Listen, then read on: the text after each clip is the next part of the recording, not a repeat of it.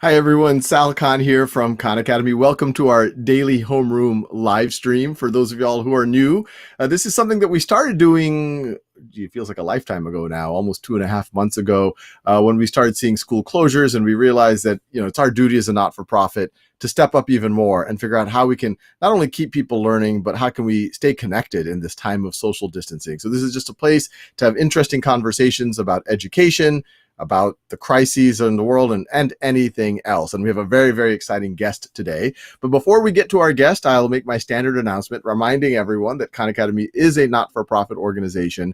We can only exist due to philanthropic donations. We were running at a deficit even before the COVID crisis, and you can imagine with our usage being 2 to 3x of normal, and we're trying to accelerate a whole series of programs to keep all of y'all learning, to support teachers and parents, and to support everyone as we go to this very unusual back to school that we're likely to face. The only reason why we're able to do that is with support from folks like yourself. I do want to make a special shout out to several corporations that have stepped up. Bank of America, Google.org, AT&T, Fastly, and Novartis all stepped up in the last few weeks. And this is above and beyond the many other philanthropists, corporate partners, foundations that have supported Khan Academy through the years, that have put us in a position to be able to support folks through a crisis like this. So thank you to all of them, but we are still running at a deficit, and there's still a lot that we could do. And so if you're in a position to do so, please think about donating. So with that said, I'm excited to introduce our guest, Stu Schmill, who's the Dean of Admissions and Student Financial Services at MIT. Stu, welcome. Thank you, Sal. Nice to see you. Yeah, when we had you on the guest list, I'm like, what are we going to talk about? There's nothing interesting going on in college admissions or testing or colleges. It's just all same as always, right?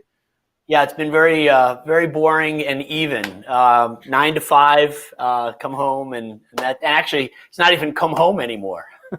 Right, you're stay home. You don't even have to go. Yeah, stay home. It's all from looks like your attic room. No, Yes. in all seriousness, obviously, a lot has obviously, if the sarcasm wasn't super obvious to anyone, a lot has obviously been going on in the world. I don't know. Maybe tell me from your vantage point. How has it evolved? How's your thinking evolved? What are you seeing from students? What are their concerns? And just how do you see this coming back to school changing or evolving for a place like MIT? Yeah. So I think the pandemic, while it had been building for some time over the beginning part of this year, I think really took hold in our minds in terms of changes that we were going to need to make over the course of this spring relatively quickly. Really get to the end of February, beginning of March, and we made some very, very quick decisions on what our education was going to look like this spring. And universities are not always, or haven't always been known for very quick decision making. And I was actually very impressed with the speed at which we were able to carry out some of the changes that we did, but also very impressed with, I know certainly the people on my campus at MIT, and I think this is true universally, is how much we kept the student at the center of all of the decisions that were being made, and tried to make decisions that were in the best interest of the students. And so certainly the decision to send our students home, or at least those that were able to go home, those who would be safer from a health point of view, home, sending them home very quickly was really in their best interest. Standing up, continuing our education along in online fashion very quickly, also trying to ensure that students had the ability to continue to make progress towards their degree. But also there were students that had very particular circumstances. So right now there are still a few hundred students, undergraduate students, who are living on the MIT campus because it's a better environment for them than anywhere else that they might have been able to go to. And really a lot of the decisions that have been made were really made with the students at the center of this. And I know going forward, because the last few months we've been planning on what's going to happen as we get near the fall, and maybe you or others might have questions about that as we go along here. We're also thinking about what is going to be best for our students and our entire community, both from a health point of view and then educationally. And what do you see the scenarios? I'm eager to talk about how even admissions has had to evolve or might have to evolve going forward, but just your vantage point in the university itself, what are the contingency plans you're hearing about for this coming back to school? Well, we certainly know that with whatever happens and whatever decisions that are made by colleges and universities around what their educations are going to look like, it's going to look very different than it did last fall. The virus is still going to be with us, and it's still very contagious, and you have to be very careful about very dense environments. And universities are very dense environments. And I think we, along with many other, really all colleges and universities, acknowledge and recognize that online, or rather in-person education is extremely valuable. And we want to see students come to campus. We just have to be able to do that in a responsible way. And what that will ultimately look like is not yet clear. It's not clear that we'll be able to have all of our students back on campus or some of our students on campus, and where that line is drawn. So I think that regardless of ultimately what happens, it will be different. Because even if students are on campus, there will be different expectations for what we'll be able to do in terms of living in the dorms. We'll have to be a little bit less dense, perhaps, than we have been in the past. In the classroom, we'll have to be less dense. There'll be guidance around, or guidelines around social distancing and wearing face coverings. Will there be parties and sporting events and all the rest of that? We're not going to be able to have the same kind of large event programming that colleges are, well, in some cases famous for, certainly, but it's one of the things that students really love about college. So those things are going to change a little bit in the fall. And what are you hearing from the class that you just admitted, the people who would be freshmen? I'm hearing in the general press a lot of students thinking about, well, freshman year, maybe I take a year off or I take a gap year. How accommodating are y'all of that type of thing? And how are y'all advising students who are thinking that through? Yeah. So students, right now we're getting a lot of questions. Students want to know what's going to happen. I think most everybody is really hoping that they're going to be able to come to campus in the fall. We're hoping the same thing. So we're getting a lot of questions about that. And we have had students ask us or say that, well, look, if I can't come to campus in the fall, then I may take a gap year or I may defer my enrollment. The thing about that is I think students are saying that without really even knowing, well, what are their other options going to be? So take a gap year to do what? So that's not clear. And also, I think students, particularly new students, are thinking, well, either on campus, and if it's not on campus, they're thinking that the online experience that we may be able to offer in the fall is going to be like what their online experience has been in high school. And I don't think that's true.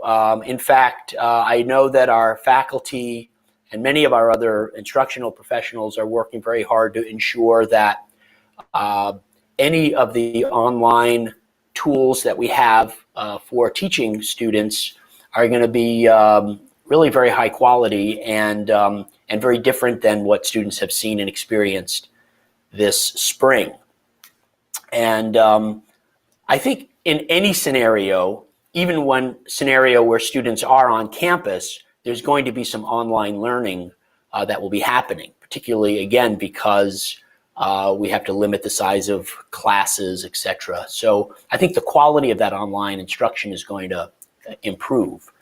And so students are, I don't think they have enough information yet to know whether they really do want to defer their enrollment or not. For our part at MIT, we're going to be very open and essentially let students make the decision as to what they think will be best for them once they have all the information as to what our fall program is going to be like. But I don't know how universal that will be. I think there are a lot of considerations that colleges and universities will have around how many students that they can allow and afford to let defer for a year. MIT happens to be in a relatively privileged position there that we can withstand that from a financial point of view. No, it's fascinating. And I mean, well, we could talk more, especially if people ask questions. And just a reminder to everyone, if you have questions, and a lot of questions have already started to come in on Facebook and YouTube, please ask them. But I think that's a whole other dimension of, it sounds like the places like MIT are going to be, they're going to be able to weather the financial storm of this. But there's a lot of colleges and universities that were already kind of on the fence pre-COVID, and this might put them over. So that's a whole other interesting topic. One question, just because it's been so much in the news lately, I'm sure you are aware, the University of California system, really kind of stimulated by COVID. They're like, look, for the next couple of years, SAT and ACT will be optional. And then they've essentially, it's not testing optional. They've essentially said 2 years, 3 years out, they're not going to consider something like the SAT. Places like University of Chicago, we had Jim Nondorf on the show. I guess that's what we can call it, a show. They're testing optional. They still have 90% of their students take the SAT. I think those that are admitted. How are you thinking about it? And, there's several questions from Facebook. Agam Bhatia, what's the process of judging an applicant in context? So I think that's, people hear that. So what's your view on these standardized tests and how do you put them in context? Yeah. By the way, big fan of Jim Nondorf, and I think what he's done at the University of Chicago has been great in terms of the way they've approached their testing, because that works for them. And I think generally the conversation around testing, nobody loves testing. Very few people. I love testing. No, I'm kidding. Yeah. Well, there are people who do. I know. Actually, there are people. And in fact, I know when I was in high school, I wouldn't necessarily say the SAT was the thing that I loved to take, but I, went through all the math competitions and loved all of that stuff. So there are students out there who do, but by and large, people don't love testing. And I think what people really acknowledge is that a test that is so high stakes and therefore stressful and pressure filled that determines so much for a student, that's not good. And I think we would all agree that sitting for one test shouldn't determine a student's pathway going forward. And also, people look at the tests and they see that there are disparate outcomes. So low-income students of color, tend to have lower scores on average, and so there's a sense that there's some unfairness in that. So my take on this with MIT, though, is that the tests, the SAT, the ACT, really are one and really the only consistent measure of some academic output that students can offer. We have students applying to us from all over the world, but even in the United States, there's such a diversity of K through 12 systems, so the high schools in the U.S., and we're not familiar with all of them. And so those standardized tests are the only real consistent academic measure that we have. And we also find, at least when we do our research, is that the tests are the best predictor of success in our curriculum. And MIT, right from day one, is a pretty challenging place. And we want to make sure that any student that we admit is going to be academically ready and prepared to do that work, regardless of where they come from. And the tests give us that confidence to be able to admit students knowing that they're going to be successful. And the tests give us that confidence in ways that grades alone do not. And so For us, the tests play a role. They are not the only thing that we consider. We also are fully aware, as I mentioned earlier, that there are different groups that will perform differently based on resources. In fact, family income is maybe the best predictor of a student's SAT score. All that said, we're aware of that, and we're aware of that in the admissions process. And so you asked a question, or one of our listeners asked a question about what does it mean to do college admissions in context. And what that means is really understanding the environment, the opportunities, and the resources that students have had, and making an evaluation of their talent and their potential based on where they come from and how they've performed in their context. One way to think about this is, imagine two runners racing, and people think that, okay, that's fair. You line up two people and you let them run, and whoever gets to the finish line first is a faster runner. But you also have to consider the fact that the two runners may be running under different conditions. One may be running into a headwind while the other has a really strong tailwind. And if you really want to judge the talent and the potential of those runners, you have to understand the environment, the headwinds, and the tailwinds that they may have in order to make those fair assessments.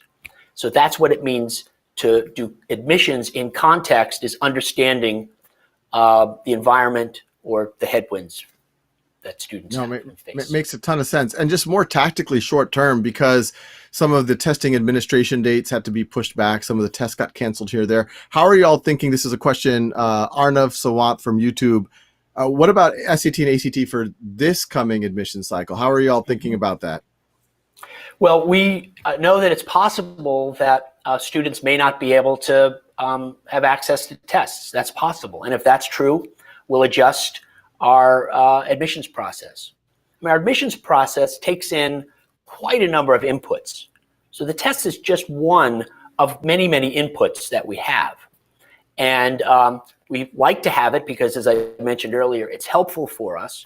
But if we don't have it, we can still make decisions using the best information that we have from the rest of the application. And, we haven't made or set or changed our policies for next year, as a number of schools have. Quite a number of schools have said that they are, for next year, going to be test optional in anticipation of the fact that many students won't have access to the tests.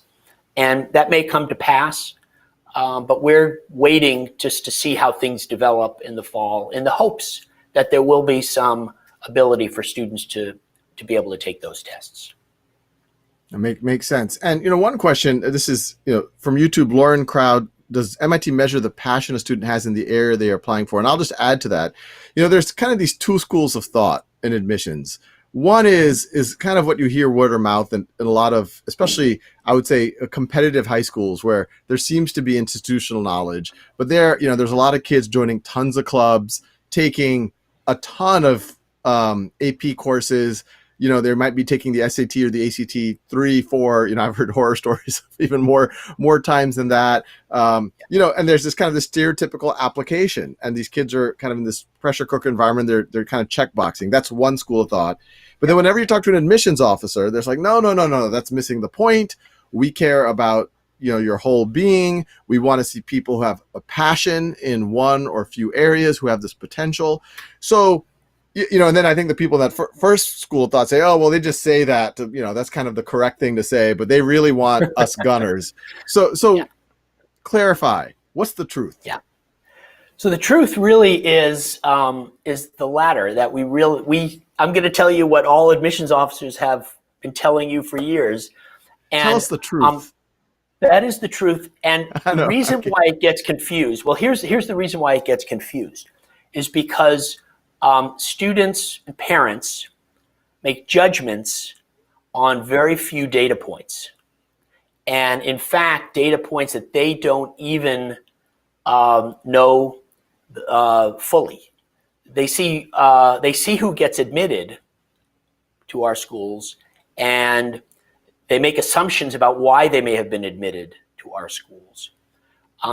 It's never the volume or the quantity of what a student does. It's never that. It's always who they are as a person, their talent, really their match with our mission. For MIT, of course, we're a school that is centered on science and technology, so we like to see that interest. But we're also a place that's trying to make the world a better place. In fact, right in our mission statement, to apply science, technology, and other areas of scholarship to best serve the nation and the world in the 21st century. And we're looking for students who we think are going to resonate with that mission. And if all you are is cranking away, loading up on activities and advanced classes and all the rest of it, it's very hard. In fact, I think students do themselves a disservice when they do that, because they don't leave themselves time to cultivate their interests and to think about how they can make an impact on their communities. We actually pay attention to that. How much are students helping the people around them? And I think if students are just flat out and on overload, they really do themselves a disservice, because they can't put the time and the mental energy into the things that really are interesting to them and develop those talents more fully. And how do you discern that? I mean, to the question from Lauren, how can you separate, or folks who are maybe even very sophisticated at applying, there's obviously cases of consultants, some of which obviously famously have been illegal, where, these perfect applications, versus kids who are truly authentic about those passions. And they would have had those passions even if they weren't trying to get into a selective university. Right. So again, I mentioned earlier, we get inputs from a range of places. So on the academic side, the test scores, the grades, and there are other ways that students can demonstrate academic talent and ability. We ask students to write essays to tell us about themselves. And actually, I think while, yes, there are consultants out there and students can basically tell us anything they want to, we generally trust that students are speaking from the heart when they write those essays. But we also get letters of recommendation from teachers and counselors in schools, and those have to align. And teachers and counselors often do a pretty good job at describing who the students are, and we make sure there's some alignment there. We also offer an interview, although that's not every student has access to the interview, but many do, and the interview can shed more light in ways that are harder to game. And we think that we are able to discern when students are being authentic. It's so interesting to me that after we admit students in a given cycle, and I have the opportunity to meet with them when they first come on campus, so many of them come up to me and they ask me if they were admitted by mistake, or they feel like, how is it that they got admitted? And to me, that says a couple things. Number one, I love the MIT students, and there's a real humbleness to the group that they don't have this overinflated view of who they are. But I think also they recognize that they're just regular students. They're not perfect. They see their own flaws, and we don't admit perfect people. They don't exist out there. Everyone has flaws, and that's fine. And we're not looking for that perfect applicant, that perfect student, because they don't exist out there. And I think that if students could relax a little bit more and just focus on doing the things that are most interesting to them with as much energy and enthusiasm as they can, and not to forget that they are family members and community members, and they need to pay attention to being good contributing members to their family and their communities in pursuit of something else. They can't give that piece of it up because we're looking for all of that. And I think if students could just relax a little bit and not try to make themselves into the perfect applicant, but just to be the best person they can be and let the applications flow from that, I think students would have a much better experience in high school, and ultimately the world would be a better place. And for anyone who doesn't believe Stu, I'll even use my own personal example as kind of a case in point, where many people know that I was an undergrad at MIT, and I went to a school that had never sent anyone to MIT. I was somewhat naive about the process, but I did just kind of very authentically put my best foot forward. And it looks like I'm clipping up a little bit. My internet might be acting a little bit shady. My apologies. But that, I remember after I had applied, I had met some kids who went to some of the fancy schools at a math competition, and they almost laughed at me when they found out that I was applying to MIT, because my school was just kind of completely off the radar type of place. And I was actually, frankly, very intimidated by them, because when they told me who had applied from their very fancy school in the past and maybe hadn't got in, I was like, oh, I guess I was naive about this process. But only later, when I did get in and I kind of reflected about the process, it's exactly what Stu was describing. A lot of those other applicants were kind of engineered applicants. And I think whoever your predecessors were, Stu, kind of spotted that while they were looking for, I don't want to make it sound like they were, they did a great decision admitting me. I wouldn't even ask y'all whether I was a mistake. I don't want to, but I do see that for real, that people's perceptions before college and then what you see there, what the admissions officers are telling the reality. Now, a related question to that, obviously I had someone asked me what was my experience at MIT. Look, I had a wonderful experience at MIT. I met my wife there, many of my best friends, some of my best memories. I still have very positive dreams still of times that I'm at my, sometimes I forgot to drop a class, and that kind of is a stressful dream. But I had very positive experience there, so I couldn't endorse it more highly. But what do you say to folks? There's also this sense of like name brandism. Oh, I've got to go to an MIT. I've got to go to a Harvard. I've got to go to a Stanford. Otherwise, it's the end of the world. What do you tell that to families or students who are feeling that type of anxiety? Yeah.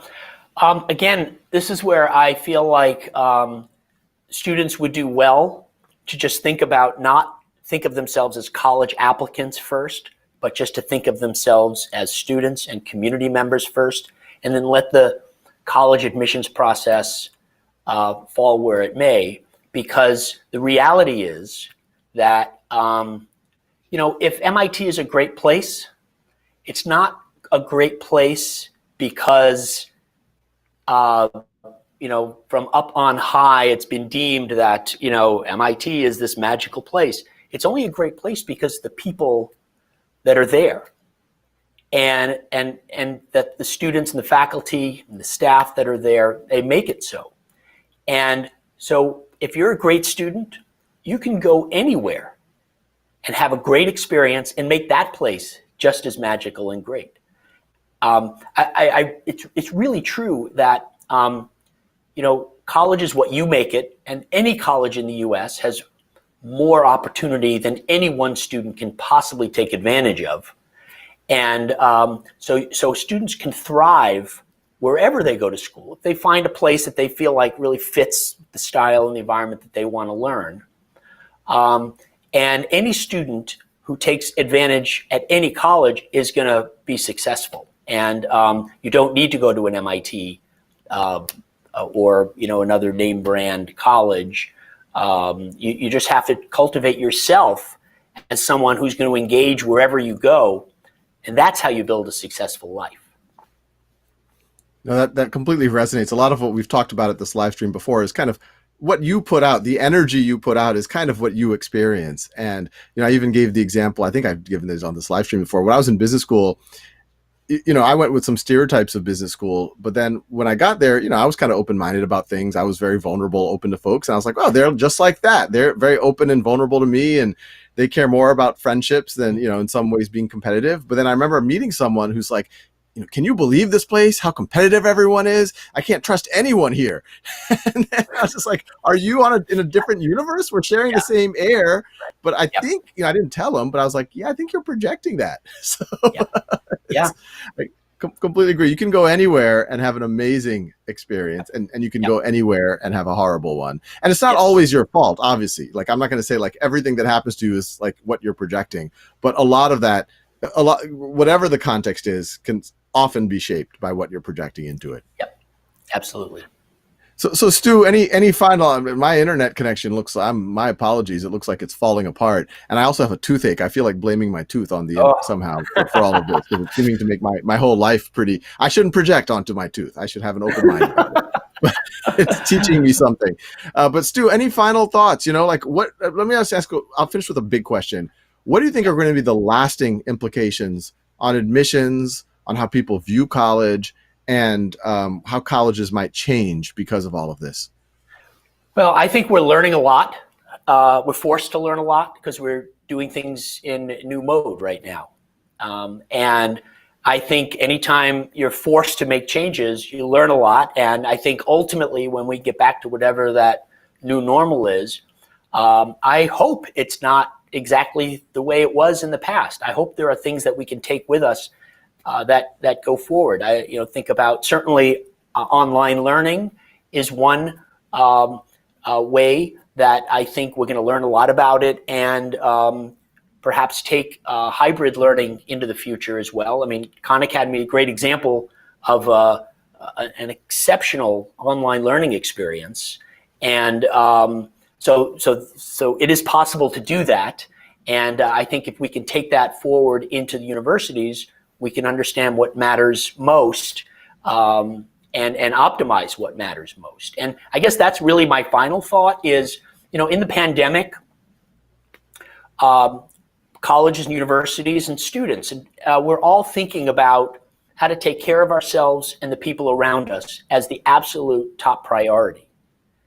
And I hope that when we do get back to the other side of this pandemic, that those values remain, that we think about how can we take care of ourselves and the people around us as a top priority, and not get caught up getting caught up in engineering engineering oneself as the perfect applicant and all these other things that are just sort of noise in the system. And I hope we can all remember really what matters most, and take that with us when we get to the other side of this pandemic.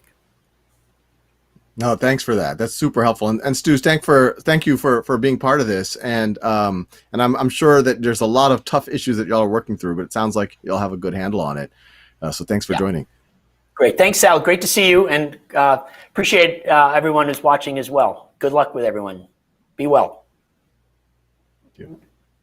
So thanks everyone for joining this live stream. My apologies, my internet is breaking up, and if I haven't been at the top of my game, I'm having a horrible toothache right now, and so I might have to do some COVID safe emergency dental type of thing. So wish me luck. But I thought it was a fascinating conversation. I think the biggest takeaway I think from Stu is, and maybe the COVID crisis, is there's a lot of things that we take very, very seriously in our life, and it creates kind of this artificial stress in our minds that only humans, other mammals don't think about, like, oh, if I have to go to this college and I need this score and all that. And to some degree, we have a lot of good things as humans, like, air conditioners and, sometimes computers and things like that. But like, we oftentimes create our own stresses in our brain. And, the real takeaway is, if you take that away and you just be your authentic self, and you just always put one foot in front of the other and just try to make do of what you have, as I've quoted Frozen 2 in the past, do the next right thing, then not only will you probably be enjoying life more, but probably other people will want you to be part of their community or gravitate to you. So it's a win-win. So with that, thanks for joining. And I believe tomorrow we're going to have Tom Friedman, if I saw the calendar correctly, either tomorrow or in the near future. So that's going to be a really interesting conversation. And hopefully by tomorrow I will have I think my appointment is right after this, so my tooth will probably be hurting even more. But I look forward to seeing all of y'all on tomorrow's live stream.